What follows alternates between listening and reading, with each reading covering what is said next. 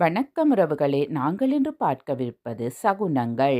இந்த 7 சகுனங்களை நம் முன்னோர்கள் கெட்ட சகுனமாகவும் ஆபத்து வரப்போவதாகவும் சொல்லி இருக்கிறார்கள் தெரியுமா?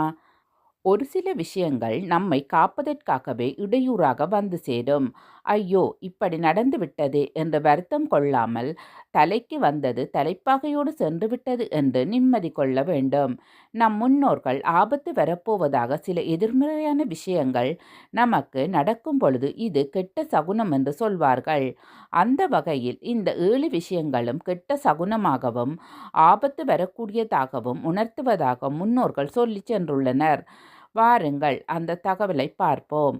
முதலாவதாக, நாம் வெளியில் கிளம்பும் பொழுது கால் தடுக்க நேர்ந்தாலும் தலையில் இடித்து கொண்டாலோ அதை கெட்ட சகுனம் என்று சொல்வார்கள். ஓரிரு நிமிடங்கள் அமர்ந்துவிட்டு தண்ணீர் அருந்திவிட்டு பிறகு வெளியில் கிளம்ப வலியுறுத்துவார்கள். காலச்சக்கரம் நமக்கு எதிராக சுழலும் பொழுது நாம் செய்த புண்ணிய கர்மா வினையானது அதிலிருந்து நம்மை காப்பாற்றுவதற்காக இதுபோல வேலை செய்யும் என்று சாஸ்திரங்கள் கூறுகின்றது. இரண்டாவதாக, வீட்டில் துளசி செடி இருந்தால் அது திடீரென காய்ந்து உலர ஆரம்பித்தால் அதுவும் கெட்ட சகுனமாக சொல்லப்படுகின்றது. நன்றாக இருந்த துளசி செடி திடீரென காய்வது குடும்பத்திற்கு ஆகாது. ஏதோ ஒரு நிதி சார்ந்த ஆபத்து வர காத்திருக்கிறது என்பதை குறிக்கும். மூன்றாவது, பணத்தை தொலைத்துவிட்டு வருவது கெட்ட சகுனமாக கருதப்படுகின்றது. பத்திரமாக வைத்திருந்த பணம் நம்மை அறியாமல் எங்காவது தொலைக்க நேர்ந்தால் பெரிய ஆபத்து வரப்போகிறது என்பதை குறிக்கின்றது. கட்டுக்கடங்காத செலவுகளும் மருத்துவ செலவுகளும் வரக்கூடும். நான்காவதாக, வீட்டில் நெய் அல்லது எண்ணெய் இருந்தால் அது கீழே கொட்டக்கூடாது. கை தவறி நெய், வெண்ணெய் போன்ற விஷயங்கள் கீழே கொட்டிவிட்டால் அதுவும் கெட்ட சகுனமாக கொள்ளப்படுகின்றது. இதுபோன்ற விஷயங்கள் நடக்கும் பொழுது ஜாக்கிரதையாக எதையும் கையாள வேண்டும். ஐந்தாவதாக, வீட்டில் பல்லி இருந்தால் அது நல்ல சகுனம் என்று சொல்வார்கள். பல்லி விழும் பலன் என்ன என்று நம்பிட்டு கேலண்டர் கூட சொல்லிவிடும். வீட்டில் பல்லி இருப்பது அதிர்ஷ்டம் தரும் என்பார்கள்.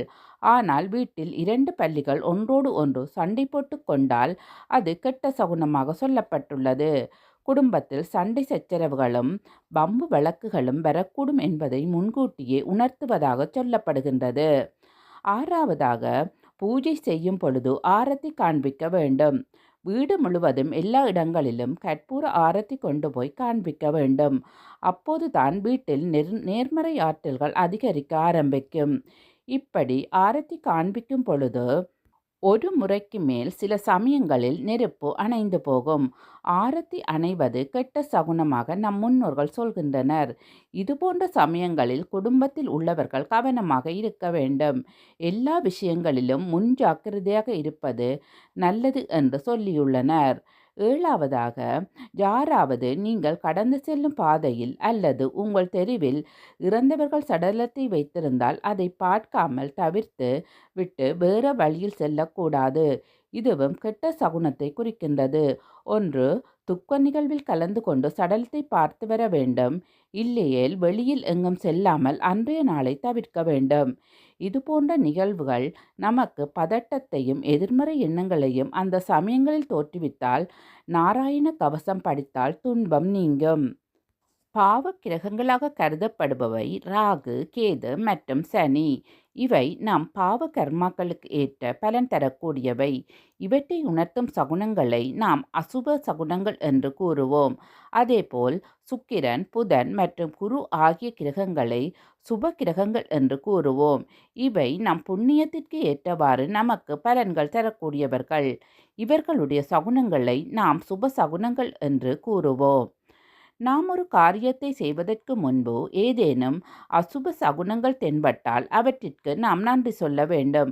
காரணம் என்னவென்றால் அந்த செயலை நாம் செய்வதற்கு முன்பே அந்த செயலால் நமக்கு தாமதம் ஏற்படும், பிரச்சனை ஏற்படும். ஆகையால் நாம் அந்த செயலை செய்யாதே என்பதை உணர்த்துவதால் அதற்கு நாம் நன்றி சொல்ல வேண்டும். கணவன் வீட்டிலிருந்து கிளம்பும் போது மனைவி மங்களகரமாக இருக்க வேண்டும். எவ்வாறு மங்களகரமாக இருக்கும் மனைவியின் முகத்தை பார்த்துவிட்டு செல்லும் கணவனுக்கு அந்த நாள் முழுக்க காரிய வெற்றி ஏற்படும். மங்களகரமான மனைவியின் முகம் சுக்கிரனுக்குரிய ஆதிக்கத்தில் இருப்பதால் அது சுப சகுனமாகும். இரட்டை பிராமணரை பார்த்துவிட்டு சென்றாலும் அது சுப சகுனமாக கருதப்படுகின்றது.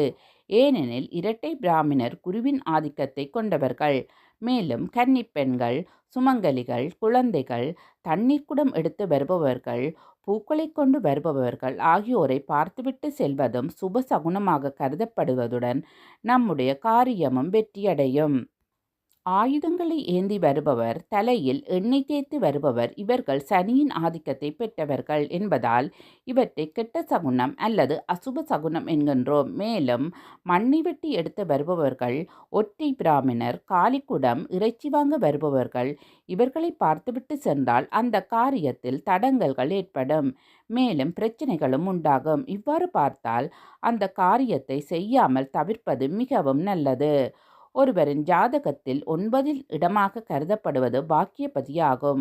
அந்த பாக்கியபதிக்குரிய கிரகம் என்னவென்று அறிந்து அந்த கிரகத்துக்குரிய நாளிலோ, ராசியிலோ, நட்சத்திரத்திலோ அல்லது அந்த கிரகத்தின் ஹோரையிலோ காரியத்தை தொடங்கினால் கண்டிப்பாக அந்த காரியம் வெற்றியடையும். இனிமேல் வெளியே செல்வதற்கு முன்பு சகுனங்களை பார்த்துவிட்டு சென்று நற்பலன்களை அடைவோம். நன்றி உறவுகளே.